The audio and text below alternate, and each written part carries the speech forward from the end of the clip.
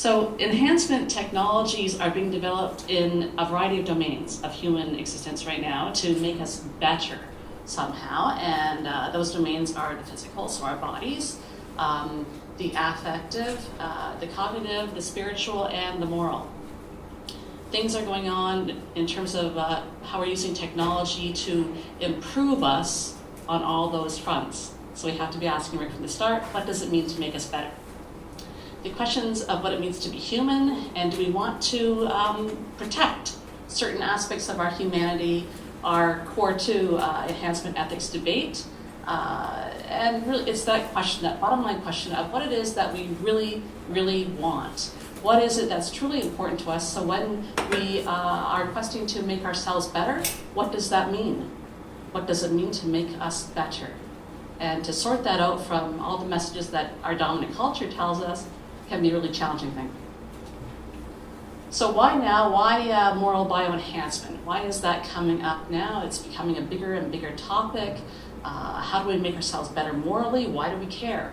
Well, people are writing about the whole issue of if tech is becoming bigger and better all the time, then we're going to create ourselves into more and more powerful beings, and we'll have more and more possibilities of inflicting mass destruction or doing some really, really nasty things to our world and each other. The only safeguard that some the theorists have proposed that they can see us having is to also find a way to make us morally better so that we can handle these technologies more responsibly. So the big takeaway is that morality has been determined to be partly neurobiologically based. And because of that, then we can influence it and change it a bit using pharmacological agents. That's why we refer to it as moral bioenhancements, because of that biological base. For example, there is evidence that there's a neurological base for aggression and aggressive behavior. If that's the case, then what can we do to change our physical map to make us less impulsively aggressive? For example, what can we do to improve the focus cognitively that we have so we can think through ethical problems better? There are a number of pharmaceutical agents that are out there already that are being used primarily to treat other conditions, but indirectly, the secondary effects are arguably affecting our moralities as well. For example, Ritalin, a very well-known drug for ADHD and ADD, it also reduces impulsive aggression and can help to improve focus, to think better, problem solving. Modafinil may increase prosocial behaviors such as empathy, cooperation, trust, and concentration. Oxytocin also is highly touted as being able to enhance our empathy and our ability to cooperate. So the two greatest virtues that the biggest proponents of moral bioenhancement put forward are altruism and justice. So what does that mean? Well, if we can use oxytocin to make us more empathetic, then won't that make us better? But it's not that simple. Not only do we have pharmaceutical agents, we also have deep brain stimulation. So it's not restricted to pharmaceuticals to intervene to change our moral thinking or behavior. Deep brain stimulation and other kinds of brain stimulation has also been used and found to possibly increase cooperation and neuroplasticity of the brain so that we can learn how to think better about ethics and how to in theory, behave better, more ethically. However, there's a small side effect here. These interventions might change our thought patterns, which would be changing our very personalities. So it's a pretty high risk. At the core of this are questions about what we mean by morality anyways. And there's no agreement on that. So when we talk about making us morally better, and we can't even agree on what morality is, it's very, very complicated. So there's a lot of different foci for those people who are interested in moral bioenhancement. Some are interested in making us more virtuous. They've identified certain virtues that they see as being the most important. Others are interested in our behavior, so want to see us acting in more pro-social ways, so more empathetically, with more care, less impulsive aggression. Others want us to be more morally motivated. But others are pretty clear that we need to know what it is that we mean by doing good, that we can't assume that. If we don't know what that means, doing good, then how can we, what good will these other enhancements do, right? So without that knowledge, without that grappling, we don't have much of a base. Now what's interesting too is there's a big blurring of the lines between cognitive and moral bioenhancements.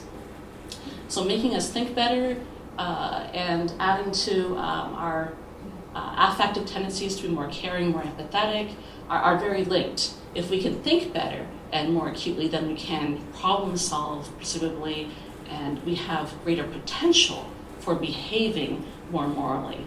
But there's no guarantee that we will, is there? So virtues are very contextual, and that's the primary problem, I think, with trying to figure out what virtues and whose virtues we want to make better and have more of. So we often talk about empathy and self-sacrifice as being really fantastic moral goods that we want more of.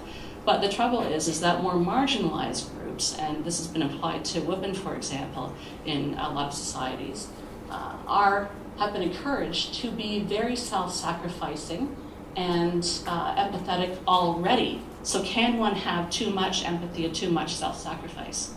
Now the argument's pretty clear that yes, we can, because then we lose a sense of self.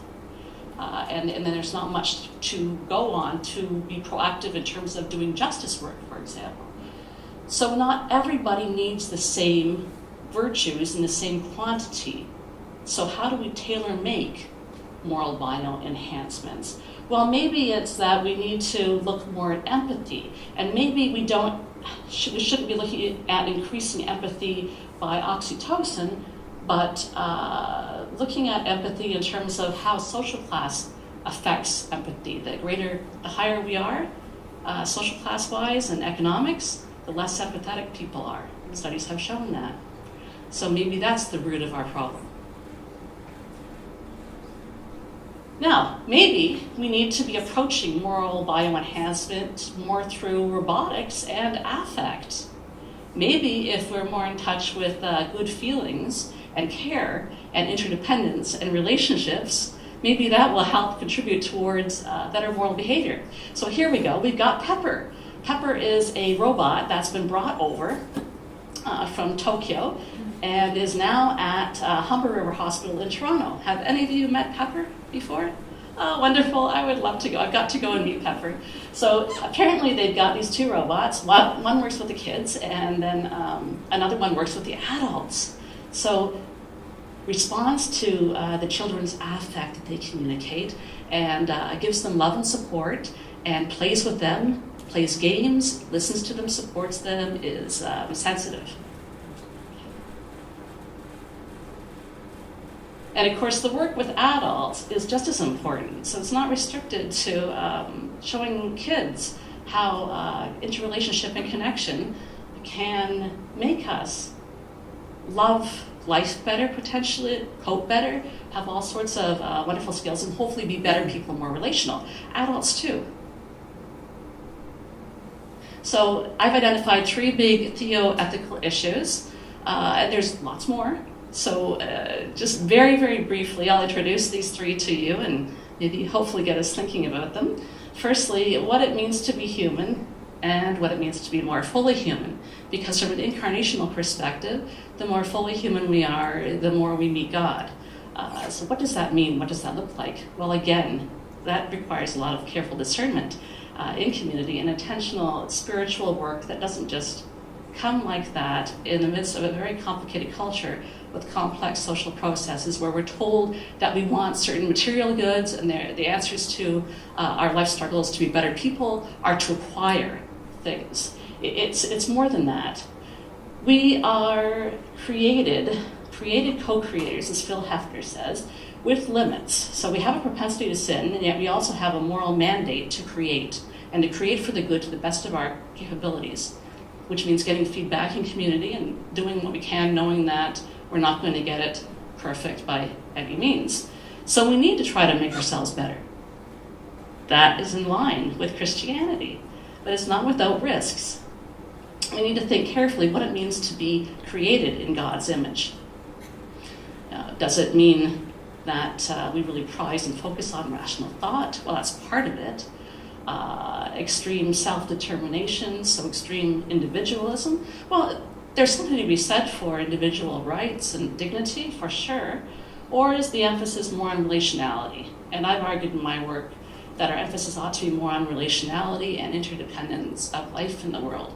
And that when we approach questions like moral bioenhancement from that perspective, we always have to ask how it affects the whole world, all of life, including creation.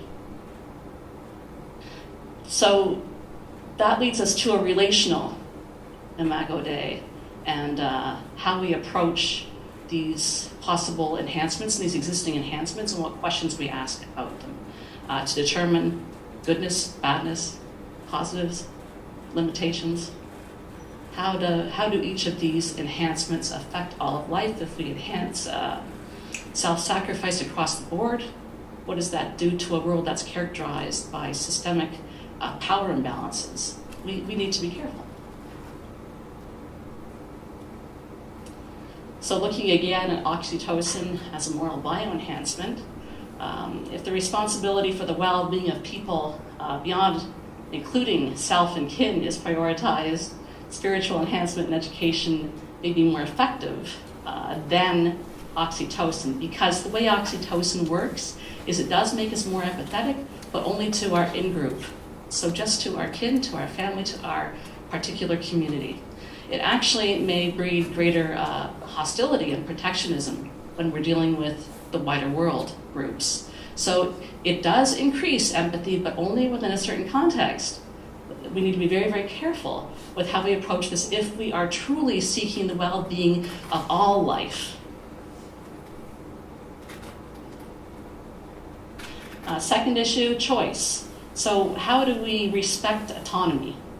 And autonomy and dignity are very crucial things. If we look at autonomy from a relational perspective, it's different than only prizing individual rights. We have to ask the questions about responsibility. What is my responsibility to the rest of the world and the planet, beyond myself and including myself? And that makes it a little more complicated. It also makes abundant sense from a Christian covenantal perspective, where we genuinely are here to care for and promote justice amongst all life. And it will make us more sensitive to bioenhancements such as oxytocin that will look after a certain group but not beyond that.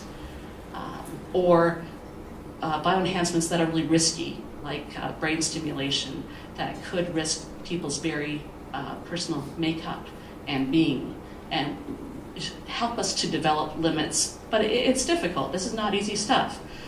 Big questions about choice, right? If we're free to choose, who will actually choose to be morally bioenhanced? Is it going to be the people who need it the most? Maybe not. I would think maybe not, because there's a lot to lose with power, isn't there? After moral enhancement, big question is, will we still be ourselves? Would we make authentic choices? Now, James Hughes argues that there are some people who have neurological barriers that prevent them from acting in a way that is consistent with their most authentic selves, and that some of these pharmaceutical agents can help with those neuro barriers so that people can be truer to being the good people that they would actually choose to be. Well, if that's the case, then maybe there's something really hopeful there that we have a responsibility to pursue. And thirdly and finally, distributive justice and being moral.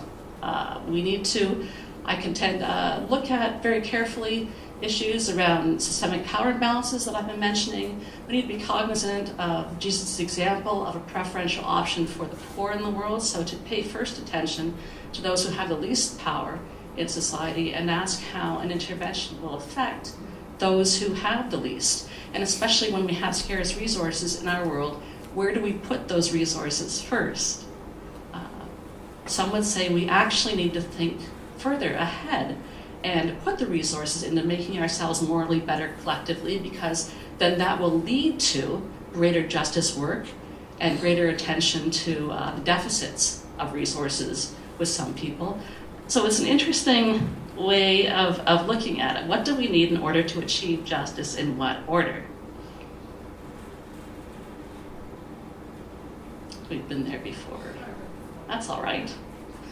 So in the end, Christianity reminds us of the importance of interdependence and the intrinsic value of life, divine sovereignty, and the preferential option for the poor. So we're always accountable to a God who is far more, has far more wisdom and love than we do, and yet we're called to take calculated, careful, prudent risks to make ourselves better and to care for those amongst the least of us. With responsibility to create, again, best we can. We need to create. There is a moral mandate to take some of those prudent risks, but to be very prudent about it. The discernment of what is good requires diverse community and moral courage. So my presentation will continue the conversation that Tracy started. The first bit of it has a variety of names. You don't need to know them. I just am giving you them to make it clear that there's a variety of proposals here for different ideas about how moral enhancement might work, and different advocates of virtue ethics who I'm comparing them to. So moral enhancement, as I will be using the term, is a term for proposals to improve the moral motivation, behavior, and character of healthy individuals through medical treatments and other biological interventions. So sometimes we talk about therapy as opposed to enhancement, therapy treating a disease or a disorder. This is in theory something that anyone who doesn't have a disorder or disease could benefit from. That's the enhancement part.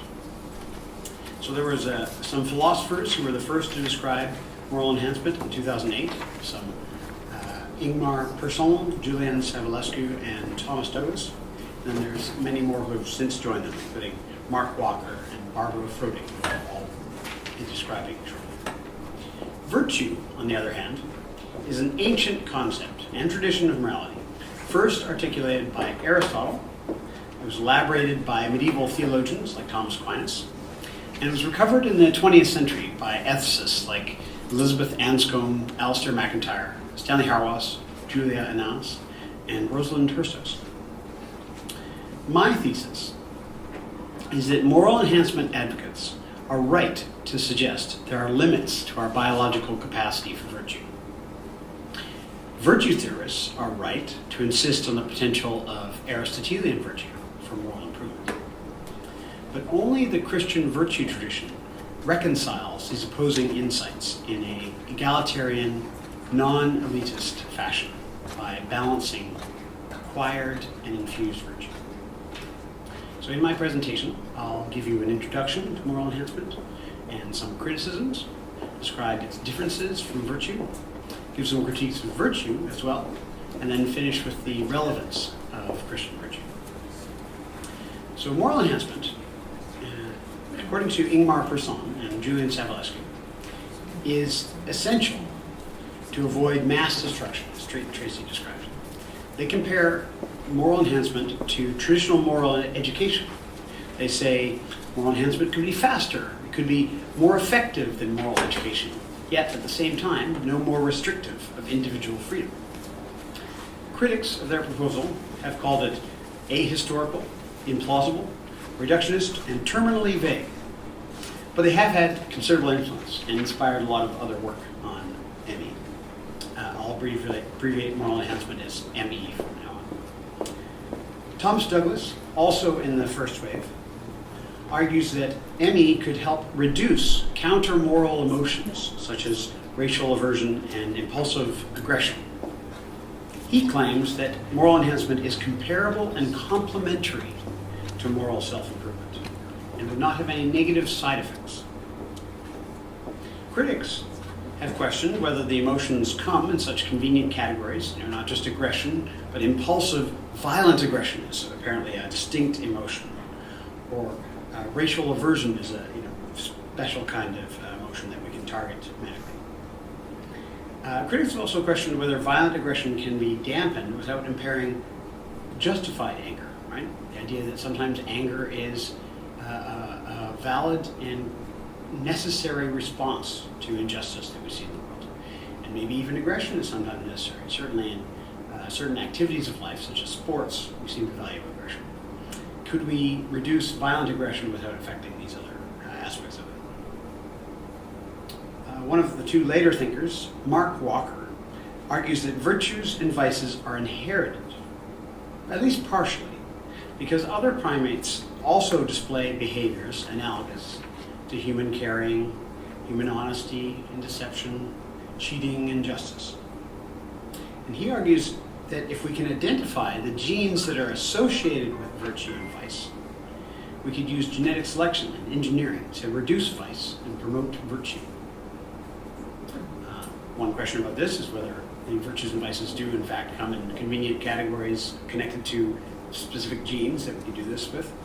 Another question is whether virtue is a combination of genetics and environment, or free choice also has a role, because choice presumably would gum up the works if it is possible to override our genetics.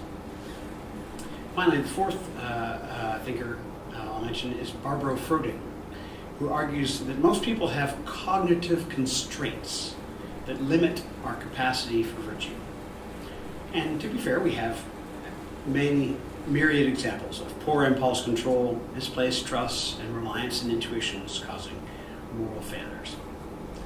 Therefore, though, she suggests that cognitive enhancement would help bring more people to the point where they can acquire the virtues.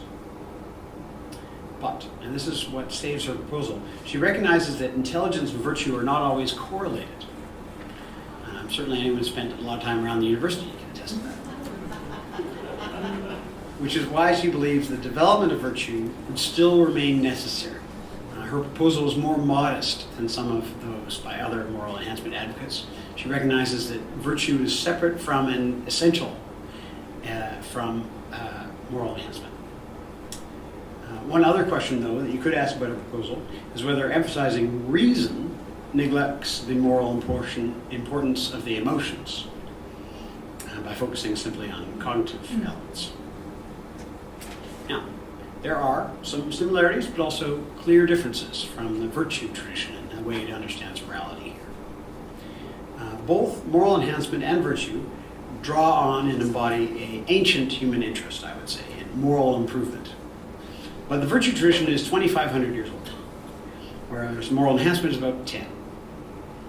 It's a bit older if you include eugenics, lobotomies, sterilizations, and other notorious efforts to biologically improve morality in the 20th century.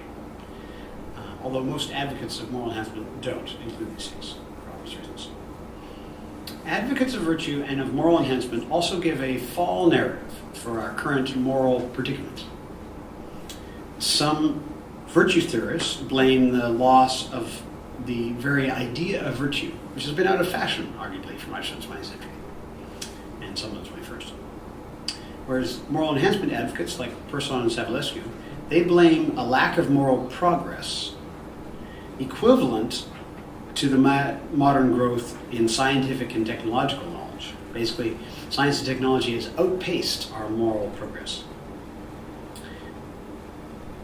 Now, virtue theorists, of course, want to recover the virtue tradition, whereas Prof and Savulescu want to use science and technology to improve us morally. The very means that are placing us in danger. Put another way, both groups think moral philosophy has let us down, but they differ on whether more philosophy or technology is the solution. And I think this is unfortunate because moral enhancement advocates tend to neglect philosophy, even though they are generally philosophers. They don't pay enough attention, in my opinion, to questions about what is altruism, what is justice, some of the questions that Tracy brought up. An example of this, I think, is what is a virtue? So according to a modern virtue theorist, Julia Annis, developing virtue does not depend on the circumstances of your life, but how you live it. And the examples she gives of circumstances are things that are not under your control: age, gender, height, family, nationality, language, and so on. They influence your life and the choices you make, but the measure of virtue is how skillfully or not you use these raw materials. And if so, if she's right in her distinction, clearly genes are part of your circumstances, part of the raw materials that make you who you are, which means that improving virtue genetically would be an oxymoron. Annis also argues that virtues are intelligent skills. That is, the brave person is guided in part, not exclusively, by a rational understanding of the differences between cowardice and recklessness. If she's right about this, then Douglas's proposal to suppress counter-moral emotions and thereby improve our behavior would also fail. It might still be helpful, but simply suppressing certain emotions would not produce the intelligent understanding needed for virtue. An example here is racial tolerance. We recall that Douglas is concerned about racial aversion, which he thinks is an emotion. If you could identify that and suppress it, which are both big questions, would you still end up with a positive, rational understanding of racial tolerance? I'm not convinced. Finally, Annis contends that the virtues, like other skills, are initially learned by imitation. But the goal is for students to appropriate and understand the skill to the point that they can surpass their teacher.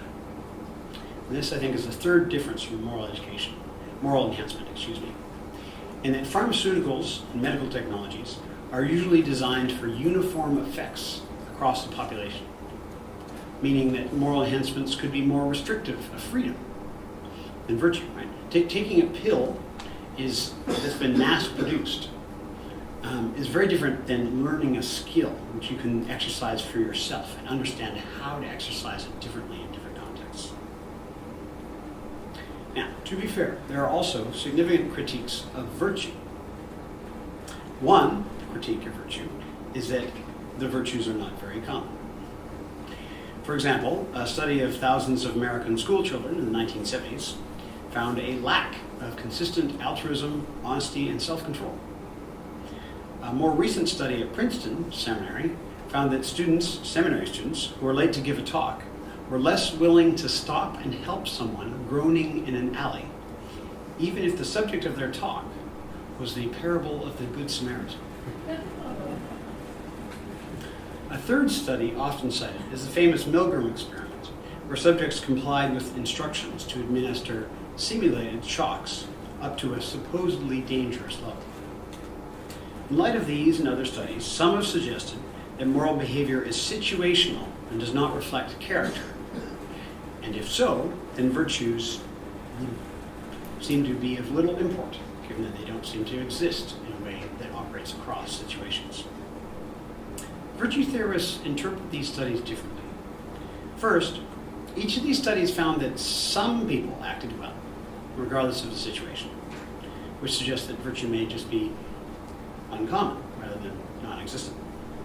Second, Aristotle himself believed that virtue is rarely found in children because they lack life experience. And this is also true of students to some degree. So virtue being rare might be an expected result. Third, virtue theorists hold that social context can limit agents' ability to develop virtue. And in the West, at least, some argue that virtue, or ethics in general, has been reduced to obedience to authority, which is certainly a factor that has been identified at work in the Milgram case. Right? It was obedience to a superior authority that encouraged the administration of these simulated shocks. Fourth, if Annis is right, and virtue involves the ability to vary your actions intelligently, it might be hard to measure empirically. That's not to say we can't accurately judge whether someone is acting well or not. But to do so, you need to examine the reasons for their action.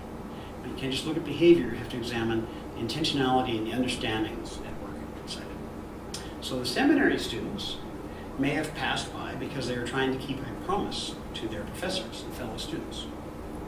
The subjects in the Milgram study most likely believed that they could trust a biology teacher at Yale University to be honest and not let them hurt anyone. This doesn't excuse their actions. I'm not just saying that they did the right thing, they did the wrong thing. But it suggests that simply observing people may not be the best way to gauge their level of virtue.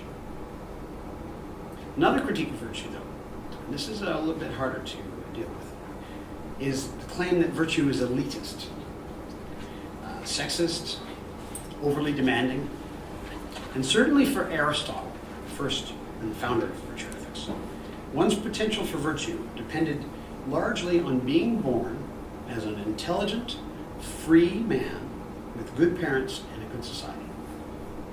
You needed to have a certain amount of luck to be the person who could be virtuous. But contemporary virtue theorists, like Julia Annis, emphasize how you live your life, separate from circumstances. And I think that makes her theory more egalitarian than Aristotle's. Virtue could also be more egalitarian than moral enhancement because you don't have to pay for it. In theory, we all have the capacity to develop virtue, regardless of how much money we have. And finally, even if moral enhancement was cheap or free, maybe part of universal health care, it would still be elitist in the sense that only some people would have the power, resources, and skills to design moral enhancements and decide who receives them. That's different, I submit, than virtue, where the development of which and the definition of which is something we all engage in. As parents, teach their children about it, even not even knowing that they're doing it from the first years of their life. Still, this critique is not easily dismayed, because there is a sense in which Annis agrees with Aristotle that children are incapable of virtue because they lack life experience, as Aristotle thought. And her account, because it focuses on rational understanding, also seems to imply that people with intellectual disabilities cannot be virtuous. So I am interested in the question of, is there an alternative to excluding these two groups from moral capacity? This last section is going to be brief. I have more thoughts on this than I can fit in my time. But quickly, here's a few thoughts.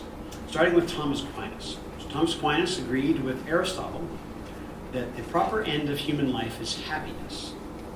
But he defined it and interpreted happiness differently. Being a Christian, he thought happiness was the beatific vision of God. And furthermore, he argued that moving towards this happiness requires gifts from God, theological virtues of faith, hope, and charity. Because these virtues are given rather than earned, their acquisition does not depend on having certain capacities. In other words, children and people with intellectual disabilities can be virtuous. And John Paul II put it this way in Evangelium Vitae: sharing the eternal life of God is a gift that in no way depends on human capacity. This, however, raises another question, which has long been debated in the Christian tradition. Do Christians in particular have any reason to pursue moral improvement if their character is ultimately a gift from God? Aquinas says yes. Even with grace, fully restoring human nature requires the repeated cooperation of human freedom over time to acquire an easy facility of virtue. The gifts may get you on the road, but for that to become easy, you have to practice it. Luther, however, was deeply suspicious of the potential for even practices like reading scripture or prayer to help acquire virtue. Even these, supposedly spiritual things, he was suspicious they would turn into self-righteousness. He argued that sanctification requires total human passivity so that God can work in us unhindered. Obviously, Luther's ideas have been influential with Protestants, and many Christians who identify as Reformed today would agree with Luther's point. But some Reformed thinkers, most famously Augustine, of course it's much before the Reformation, had a more positive view towards moral virtue. I've given you a quote from Augustine on your handout. I interpret it in context as Augustine saying that spiritual exercises and industriously checking and lessening greed for temporal things are good methods of moral and spiritual development if they are driven by a passionate love for God. So, in my view, Augustine is not endorsing simply self-improvement for its own sake. He's saying that if we're motivated by love for God, it is possible to develop in virtue. But the love for God comes first. And that can be connected, as Aquinas does, to the gift of grace. Finally, this is my last point, I will conclude. I suspect the tensions between moral enhancement and virtue are stronger with Christian views of virtue than they are with secular views of virtue. For example, early Christians celebrated the martyrs, but I doubt any government agency or pharmaceutical company would fund research into enhancements that encourage martyrdom. Similarly, we may ask if modern parents will see extreme generosity, radical self-denial, or even a passionate commitment to justice as good goals for moral enhancement, or silly distractions from achieving a prosperous life. If, as I suspect, it's more the latter, then Christians and other people of faith may not find much benefit in moral enhancement for the virtues that they practice. Thank you. So the whole question of enhancement usually really means that it's not about curing something, whether it's a physical illness, a mental illness, or a disability, but somehow helping it along, or especially from the disability thing, I always think of those biotech feet. The ones, for example, that Oscar Pistorius used in the Paralympics, that actually people were annoyed because they feel that those give an advantage because you can actually move faster with them than with regular feet. So those kinds of questions that come along. And it's true that there's been a lot of improvements in cognitive enhancement, and some of you I know work with older people, and the whole question of how pharmaceuticals especially too can help with dementia and with Parkinson's and with depression and other mental illnesses. And there's an interesting link, especially with the last one, with some of the treatments that are being used just now in terms of deep brain stimulation. So helping people after stroke, the way they're actually able to do that transcranial magnetic stimulation. And it's actually, and in terms of helping with speech recovery. And it's also been used, although there are debates about the effectiveness of it, in terms of helping with depression. An article I was just reading recently is talking about how it helps many people, but as is often the case, it doesn't always help everybody, but therefore there's a place for it.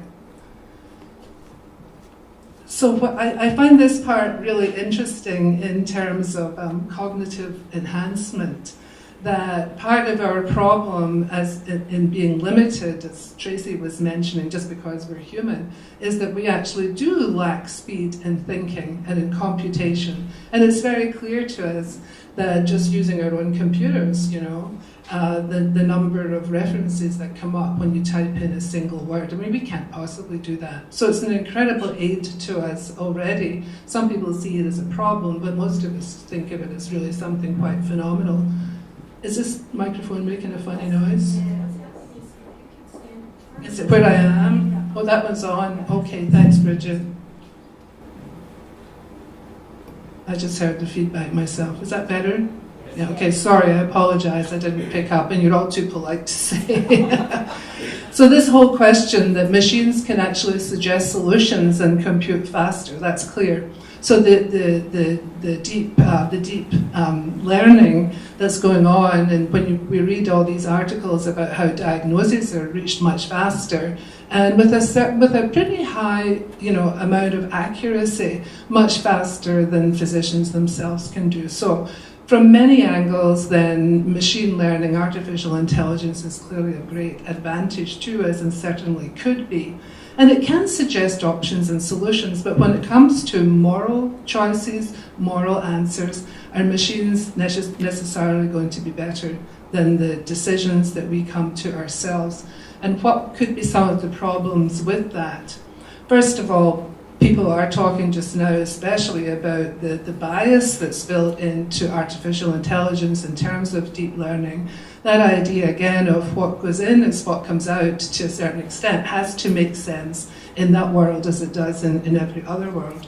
And so there are attempts at the minute to counteract that bias depending on who is entering the information, the data, and the whole question of patterning. So there's a further step that's actually been happening with many scientists in particular, this idea that cognitive enhancement, so it's taking it into a slightly different realm, a cognitive enhancement with linking your brain to a computer could actually lead to moral enhancement. Now, I think there's no doubt that linking your brain to, well, I shouldn't say that. Some scientists think there is no doubt that linking your brain to a computer means that that's certainly going to stimulate your brain and have a lot more input in your brain than you would have been able to think of by yourself. You have access through the computer in an instantaneous sense. But I'm still not getting to the point of whether that actually helps us to make better moral choices just because we have more data. So when we talk about, well, what we've been talking about, this idea of bioenhancement, certainly sounds as if it's going to make people better. That word enhancement, again, we wouldn't think of in a negative sense, but in what sense of the word do we mean better? So bioenhancement, again, using technology, I think is perfectly fine if it's improving health or conditions. So this idea of robotic limbs or the high-tech prosthesis. And there are those who see bioenhancement as actually improving humanity, which is a completely different approach, but is where the idea of the morality of it comes in, that they think bioenhancement will actually change us as people and make us better in that sense. So I think there's a complete difference, of course, between the pursuit of cognitive improvement, if it's been damaged, so anything we do post-stroke, whether it's technological or pharmaceutical, versus just pursuing it for its own sake.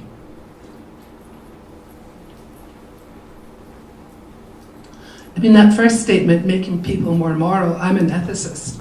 Of course, the whole point is we would all hope that we could be more moral, even if it's very difficult to work out what does being moral mean. But I don't think anybody would be in ethics to become less moral. We already see that there is something in it that as people, it's very important for us to be like that. We have these generic words, moral and amoral, and we know the difference, so we are pursuing it. But there are people like Savulescu, that Michael mentioned him too, who actually think it's not so much just to have people enhance their own morality because we want to be better people, or we want to practice the virtues, as Aquinas said, as Michael was talking about, that we develop as better people only by practicing the good. It's not ingrained, it's something that we actually have to work at. It becomes a habit when we do that. But this idea is really making us better people to save us from other catastrophes. It's not really looking at just the idea of us as individuals making a better world. It's coming, I think, from a more negative approach. He, for example, thinks that we won't be able to do something like arresting is probably a better word, arresting climate change, which is, of course, of importance to the whole world. But he doesn't think that's going to be able to happen unless there's a drastic change in our moral thinking. And it seems, of course, that that change is not coming spontaneously, that we don't have the altruism, that we don't have the will to change, that we're slow in developing it for all the different reasons that we're all sometimes aware of and sometimes not. And so this moral bioenhancement that therefore would be coming as an external thing might save us. It's a very different approach. Considering it is happening at a time when we have increasing knowledge in genetics, in biology, and with all the work in neurobiology and neuroscience, it's really quite amazing what's going on in terms of the knowledge of even how our brain works. And this idea, again, that drugs and genetic selection, bioengineering, and external devices too have been shown to affect parts of the brain or the learning process.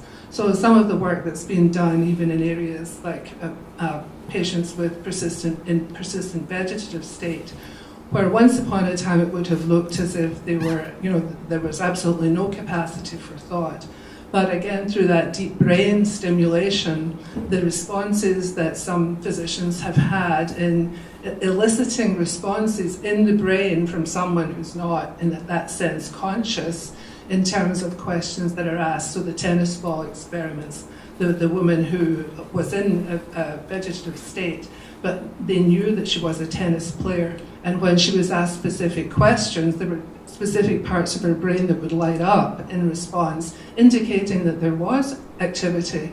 So that whole question of persistent vegetative state, for people like myself who've written about it and in areas of, should you go on treating or should treatment stop, all the questions that ethicists ask, all these scientific changes become increasingly relevant for us. But then again, from the Savulescu approach, where he's really trying to change whole populations, really, if it were shown that these approaches are effective in terms of eliciting responses or even changing responses, changing the emotions that Tracy mentioned earlier, would it become an imperative to do that to people, to have people have themselves morally bioenhanced through technology or through drugs, with or instead of even traditional moral education? And then, of course, that raises another question. If it's with traditional education, whose education will it be? It always comes back to this question all the time, those who are for moral bioenhancement and those who are not. What is the baseline at which we start?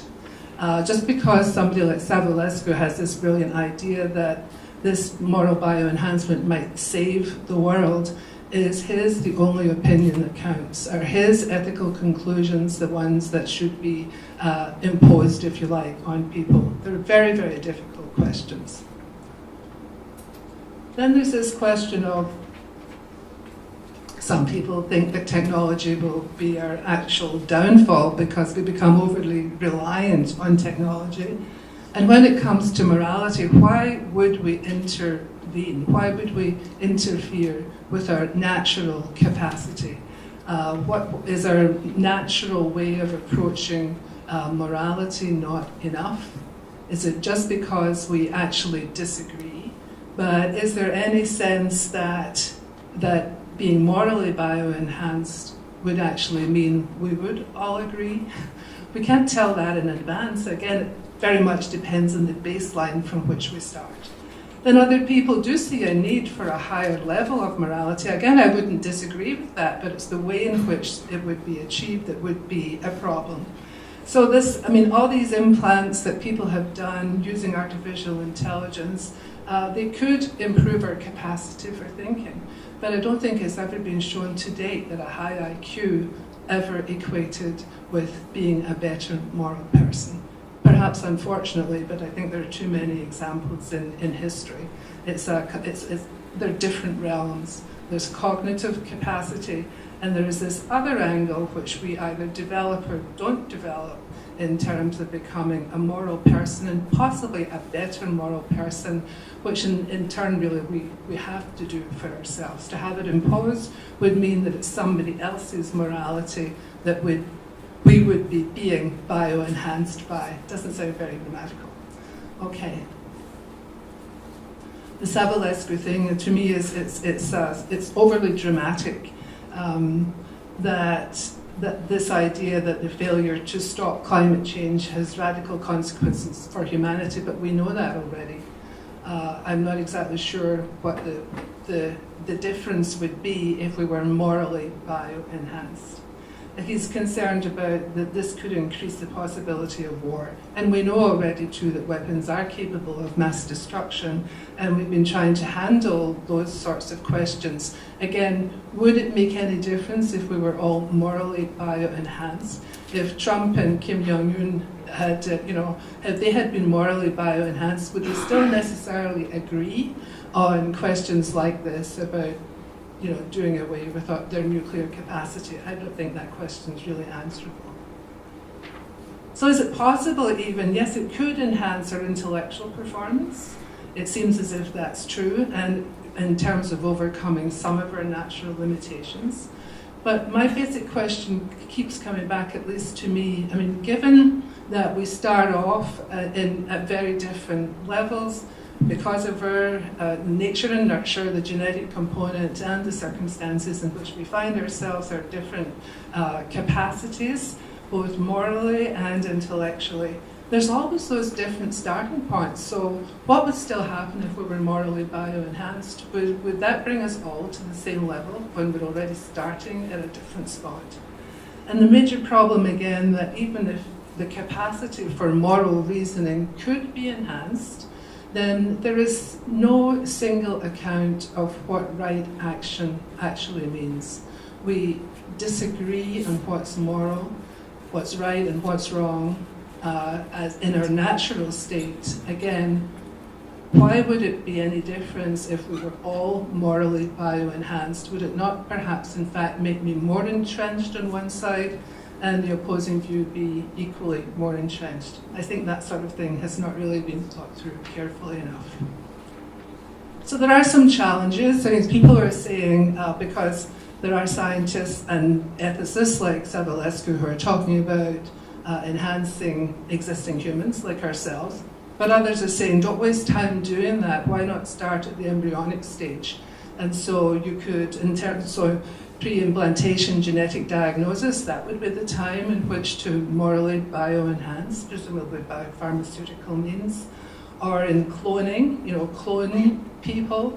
The capacity is there to do that, but as far as we're aware, no clone has ever been actually brought to term. But again, that would be the sort of time, if people really thought this was a good program, that would be the time to do it.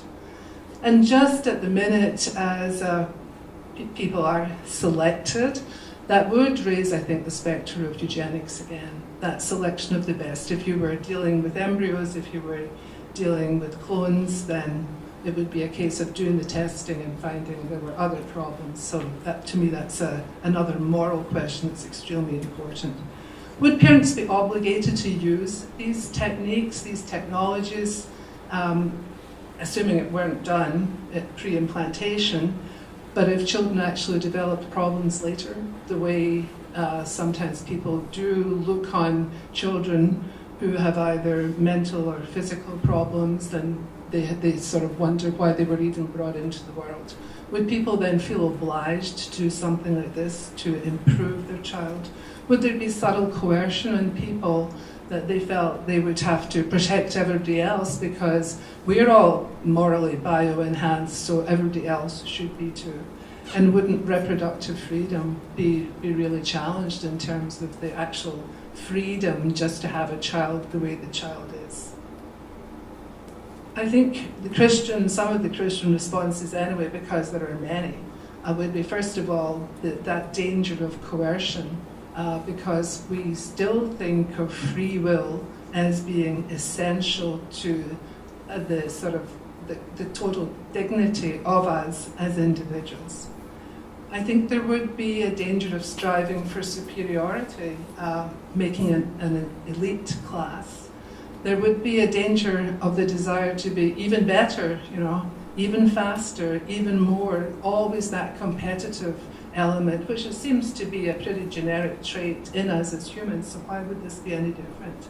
And I think there might be some danger for those for whom bioenhancement in fact doesn't work. For some reason the technology goes wrong, or the pharmacological part doesn't work, or in fact could in fact even harm them. These are things we have to think about.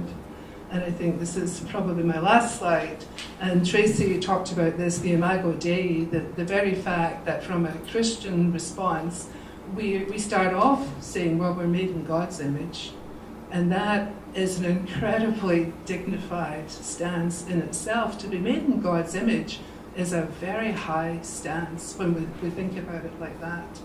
That's enough for human dignity.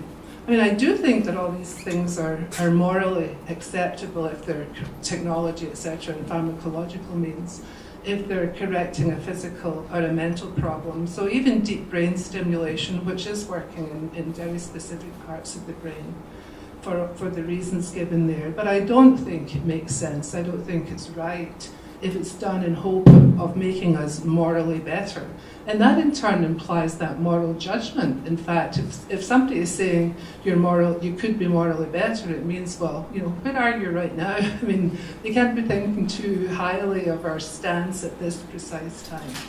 And finally, I do think that we really have to have a very strong emphasis on the moral freedom, our conscience rights that are so important in society to live together, because that very freedom is actually the guarantor of equal human dignity.